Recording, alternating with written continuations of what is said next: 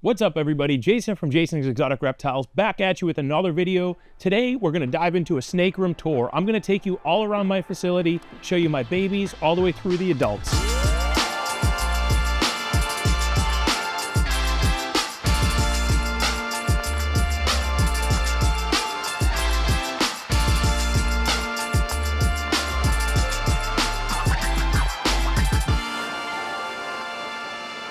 First thing we're going to show off is my baby setup. Now I keep all my babies kind of right here in this section over there, and then in this little back section next to my incubator. Babies I usually keep in these freedom breeder racks. However, I had quite a few this year, had to buy some overflows. And then I also have my smaller colubrids in this section, which is kind of this vivarium electronic rack. I don't love it, I don't hate it, but it's okay. It works for my baby colubrids. Little things like corn snakes, milk snakes that might get loose if I keep them in this freedom breeder rack. So that's what I mainly use them for. Greg is my guy who kind of takes care of this section. I'm always in these racks quite a bit, but he's the guy who does the weekly cleaning over here, and then occasionally he'll have it off and I'll supplement. But these cages are really good because they give the animals sufficient space to grow, and I don't need to constantly upgrade them. So this animal is a blood Mayan or a hypo-blood Mayan, and beautiful snake, but it fits perfectly in there. And it just bit my thumb, but it fits perfectly in there, and it's going to stay there for a year until I need to upgrade it, because they really do give good space. I believe they're about 22 inches deep, 8 inches wide, and it's sufficient for that animal to be raised up in. Now the next racks that I have, which are my overflow baby racks, are these ones that were made by Animal Plastics. I used these years ago, and I needed something that I could get quickly, but they're temporary, and I didn't want to buy these super expensive freedom breeder racks. One, because I didn't have the space for them. These are easy to move around the room if I need to, but they're also really easy for me to kind of keep clean. They were fairly inexpensive, so I didn't have enough cage space because I made a whole bunch of babies, and these worked great as an overflow rack. I got them within 2 to 3 weeks. They were at my door, easy to set up. And I keep animals like, this is my Pearl Island litter. So beautiful little Pearl Island baby. I had 16 Pearl Islands in a litter, which is massive for Pearl Islands. Really happy with that. Those will be up on my website soon if they're not up on the website by the time this video airs. But this section right here, my baby and some of my holdback raise-ups. Once we get to, they got a little bit bigger, and I'm confirming that this is where my animals are going to stay. I've chosen my holdbacks. I then move them to these over here. These are also freedom breeder racks. They're a little bit larger. They're 30-something inches long, 33 inches long, about, I think, 11 or 12 inches wide. Similar setup. I have my bedding substrate inside of them. Keeps a water bowl, and really easy for me to keep raising them. Once they hit this size, I will then upgrade them to my next size. I'm not sure the number of these, of actually what they are, but they're also freedom breeder racks. So the average size animal in here, I'm just trying to find a good example, would be like this one here, just shed out. Beautiful looking animal. This is a VPI Snow Glow. So this specific animal is about what I keep in here. These are a little bit wider. I think they're 16 or 17 inches wide. Still the same depth, 33 inches deep. And these work for my animals that are probably 1 to 2, maybe 3 years old if they're a smaller dwarf species. But this is where all my 1 to 2, 3-year-old animals are. Once they've outgrown that, I continue moving down where I have a little bit larger. I think these are the 816W. It's the ones with the window. The normal 816s are don't have a window. Now, these specific ones are what I use for my sub-adults or small adults. These are, I believe, 33 inches deep, 30 inches wide. They give a lot of nice floor space. I did not get the water bowls built in on these guys. I use supplemental water bowls. But for instance, the female that I have in here is a Hyposcoria. This is a Hyposcoria that's het sharp albino. She gave me a litter of babies this year. She's actually a small female, but she's old. She's probably about 5 years old. So she gave me a really good litter this year. Beautiful animal. And she's right about the point where I start to consider moving her up. But right now she's very comfortable in this cage, being about 4.5, 5 feet long, probably 5 feet. I'm terrible at measuring sizes, but about 5 feet long is about the max where I'd want to keep in here. I usually go on no smaller than 1 square foot of floor space per foot of snake. So that's generally when I start to move them up to my adult racks. But males, smaller adult females work really well in these racks. Once they get larger, I do have male racks for my adults. We'll look at those in a minute.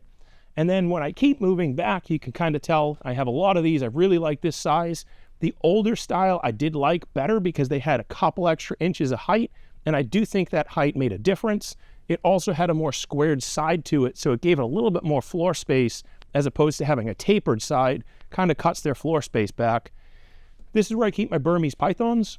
So these are 3 foot by 6 foot cages. If you haven't checked it out, we're gonna make a whole video. We made a whole video on Burmese python growth rate. I'll show you some of the adults that I keep in here. And then I also have some vision cages, or a vision cage up top. This is a 3 foot by 6 foot vision cage. They work really well for Burmese pythons. I don't think reticulated pythons can be kept in there. They're just a little bit too active. But for Burmese pythons, they're more of a slower, heavy-bodied snake. They don't move around as much, and they kind of just stay stationary. So this works really well for them. My average adult Burmese python male is about 8 to 10 feet.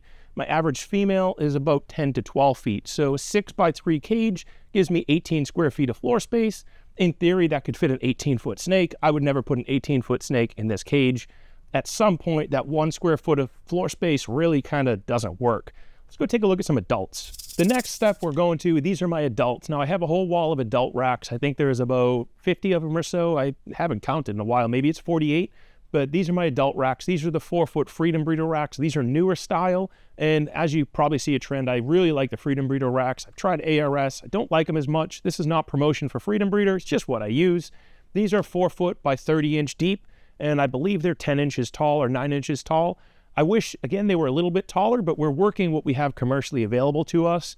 I really like these racks. I get all of my racks with 50% ventilation. You can get them with 25 or 75%. 50% works for my room. And again, this is where I keep all of my adults. So I stacked them as high as I could, all the way up to my ceiling to maximize the space I have available. And if we keep going down, you'll see I still have some of the older Freedom Breeder style stuff. The nice thing about these racks is they last a very long time. They don't really resell well in terms of if I purchase this rack, for instance, this new rack right over here, if I purchase this thing and then I go to resell it the next day, I'm probably going to take a 50% cut. The nice thing is that once they have that 50% cut, they really don't go much cheaper than that. Every layer, every level can be sold individually, but as a whole stack, it's still, again, it doesn't really depreciate much after it's already done doing that initial depreciation, and they last forever. These racks I bought used maybe 15 years ago, and they were probably 15 years old when I bought them. Yes, they're not as nice. They're a little bit rusted at points. Sometimes I'll take them out, I'll clean them out, I'll scrape them, I'll give them a new repaint, but for the most part, they're still functioning fine. These new ones are almost all stainless steel, and they have some plastic. So all the stuff that used to rust no longer rusts. Another thing that I did when I set up my room is you'll notice that I have an exposed ceiling. It's not the most pretty room you've ever seen, but it functions right. And I've said this a bunch of times, is that I don't really care what the room looks like as long as it functions to give me the right conditions for these animals. So when I built this room, I made sure I had more electrical than I needed. In my old facility, I was popping breakers all the time. I didn't have this forward thought. The other component is my floor. It's all epoxy coated floor. Makes it super easy to mop, to sweep. The previous floor I cheaped out on the floor epoxy. I think I did a 1-stage epoxy, and it was always getting kind of crusted. Sometimes it would peel up. This is, I think it's rock solid, some type of rock solid. I had a whole snake room construction video. If you haven't watched it, check it out. It may give you some ideas on how you want to set up your room. And then the walls are just simple insulation. So again, not the prettiest room, but it works really well for what I need, and that's what I was going for. I would always go for function over beauty when it comes to what we're doing, because my goal is to keep these animals in optimal conditions, in optimal health, and I can do that better if my room functions, and that's what I was going for. You could put a drop ceiling, and I've thought about putting a drop ceiling in this room. I had issues with that in my last place. One, it kind of lowers the ceiling height, which means I can't go as high with my racks.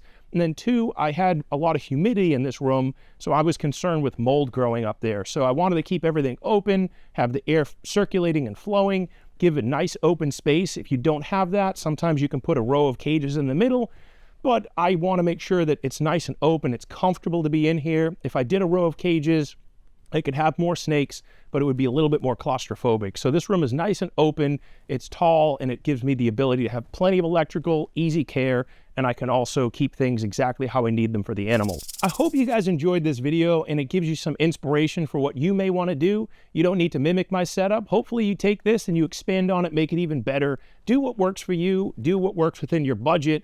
Keep how you like it. If you enjoyed this video, make sure to hit that like button, subscribe to this channel. We have all kinds of different content. I want to hear from you. I want to hear what you want to see in these videos. So drop me some comments of some topics that you want to listen to. If you're looking for animals, check out my website, jasonsexoticreptiles.com. If you're looking to join a community of reptile keepers and breeders, we have tiers in my Patreon from free to hundreds of dollars per month, depending on what you want. And it's patreon.com/jasonsexoticreptiles. Till next video, let's keep it moving.